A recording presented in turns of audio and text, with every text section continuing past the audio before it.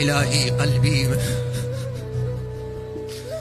محجوب وعقلي مغلوب وهوائي غالب وطاعتي قليل ومعصيتي كثير ولساني مقر بالذنوب، فكيف حيلتي؟ وين الطوجي؟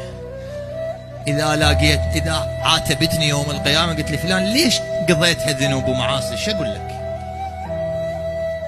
لا أبرح الباب معوفك حتى تصلحوا عوجي وتقبلوني على عيبي ونقصاني، فإن رضيتم فيا عزي ويا شرفي، وإن أبيتم فيا ذلي وخسراني.